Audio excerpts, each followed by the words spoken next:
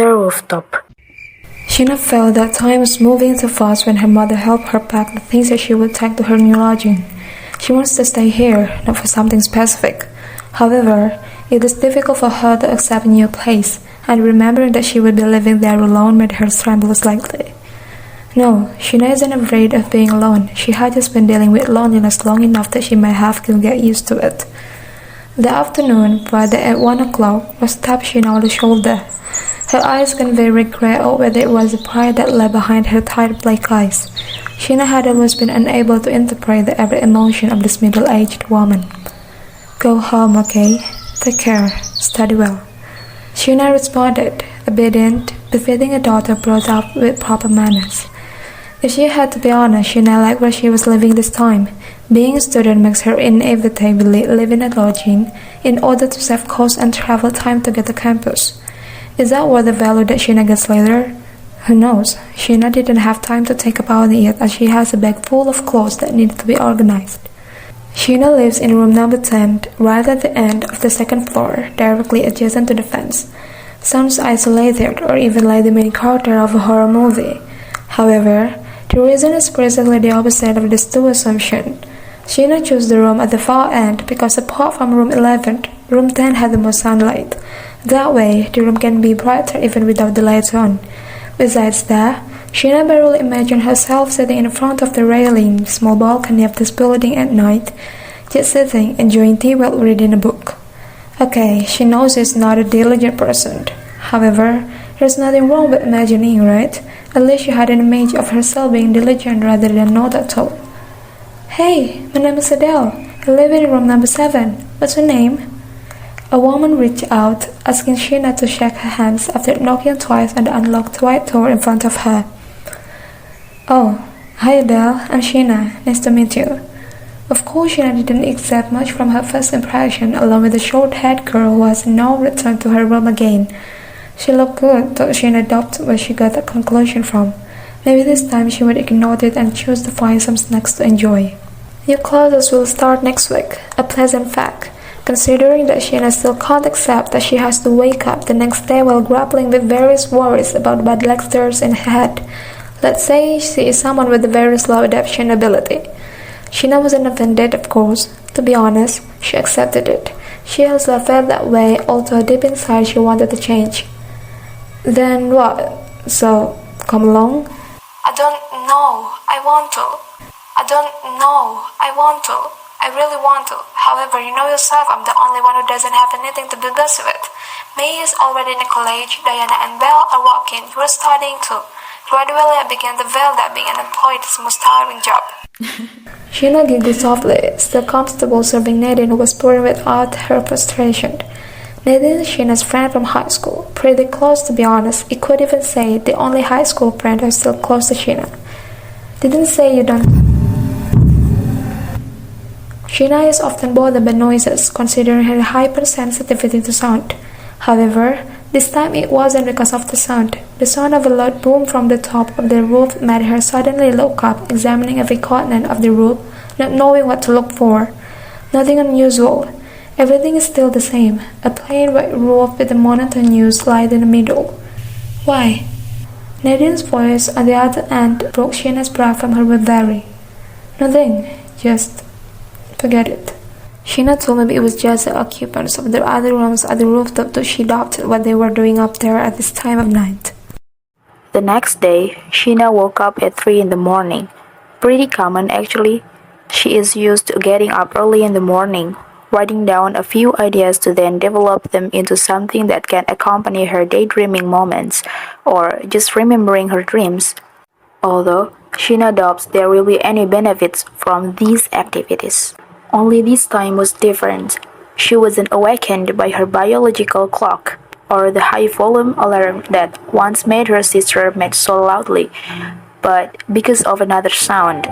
Her sensitivity to sound makes her wake up early with only subtle vibrations, including the tinkling of the piano, which is now softly touching her earlobe, sneaking in politely. At first, Sheena thought that maybe this was just another room occupant who was a little obsessed with enjoying the early morning by listening to mariage d'amore music. However, Other facts dispel these assumptions. The music didn't come from the room next door or across from it, rather, from above.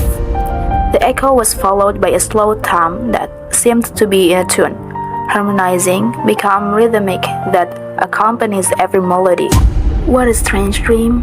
Sheena chose to believe that she was still half conscious, with hearing that was still in dreamland, whatever that term was. What was clear, she was pretty sure that what she heard was just a form of the time misalignment in which her brain woke up and her body woke up. Maybe only some parts of sleeps are carried over to consciousness. Until that afternoon, she's still holding on to her assumptions. In fact, she just didn't care anymore. However, during another night, when she heard more banging, Sheena grew curious. The rooftop seems to be storing something more than a clothesline, washing machine, or the guard's room which is still unoccupied. Today was exactly 1 week after Sheena's arrival here. At least, she already knew some of the residents of this lodging, plus become familiar with a tavern owner next to the building. Pretty good start. The only thing that still bothers Sheena, besides the fact that tomorrow she starts college, is a strange sound on the rooftop. To be honest, she ever heard complaints from the other residents. She thought they heard everything, but it was only the footsteps at night. Oddly enough, though, Sheena was sure she heard a lot more than just footsteps. At 1 in the morning, Sheena chose not to sleep at all, either too excited or a little instinct to enjoy a beautiful night alone. Luckily, she still had some sweets, pastries, and other snacks to accompany her night. However, it looks like something else will accompany Sheena's night. The thump came back, much louder, over and over, until Sheena almost lost count. Her books lay on the bed, waiting to be read, as well as her laptop which still displayed a half-watched movie, stopping on purpose. The sound above is more interesting. What's more, this time it's back. The familiar tunes that Sheena had heard the first day she was here were now heard again. Richard Clayderman's classical music echoes again. What's in there anyway?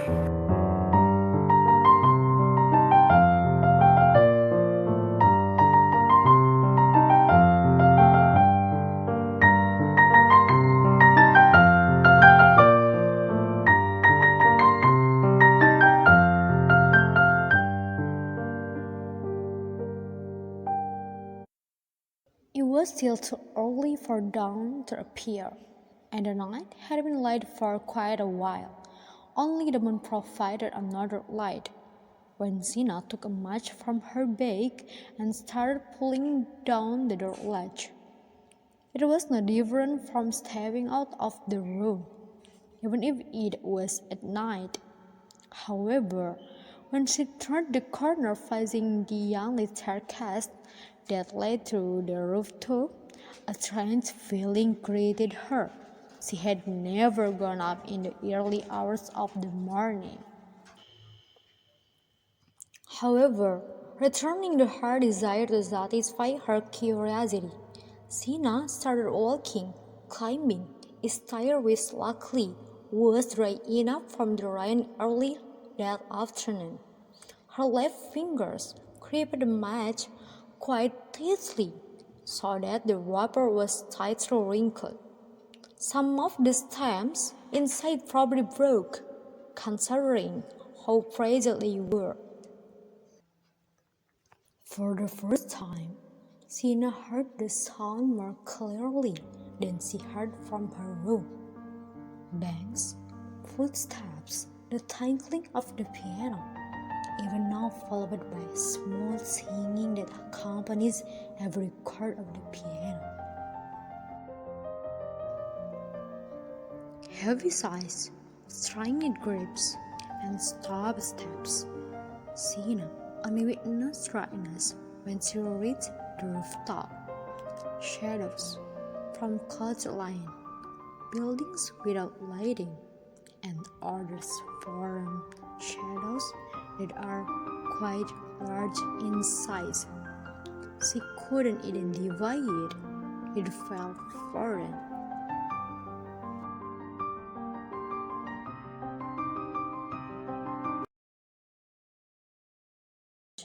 The dim yellow light slowly spread out, revealing Sina's trembling fingers, followed by a vivid smudges on her wrist. Sina walked slowly, approaching the unfamiliar shadows with a lighter in her hand. Slowly, the floor and the object in front of it began to become visible.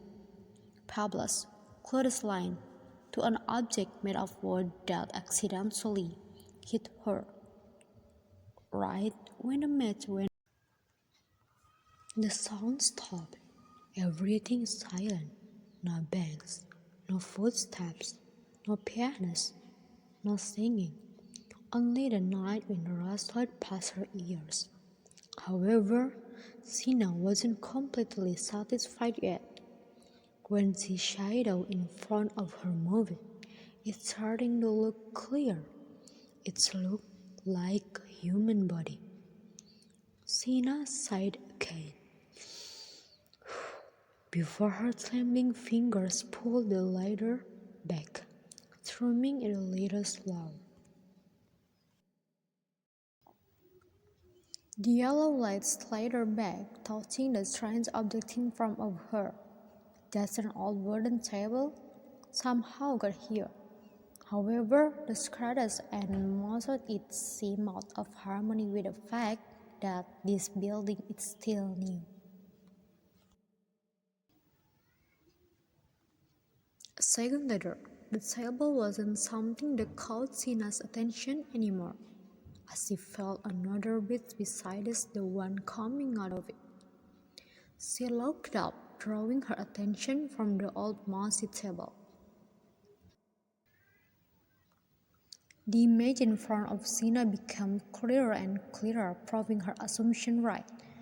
However, when she knew her assumption was correct, Sina stopped flinching. She wasn't even sure she had time to breathe or not when she saw a woman smiling at her.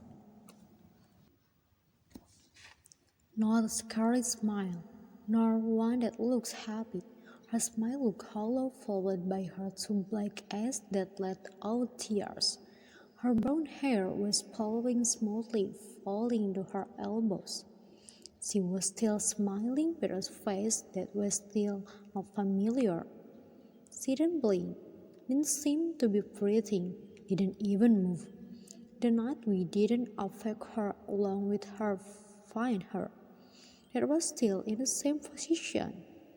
Sina stepped back slowly without taking her attention away from the woman. Sina lifts her match. She ran left to the rooftop, went down the stairs in such a hurry that she almost slipped. They went back into her room and locked it tightly. Her breathing was still irregular, and her heart beat was still too fast. Sina approached her bed, sat down slowly before grabbing a water bottle. Right at the moment, Sina made a decision. Never go to the rooftop at night anymore.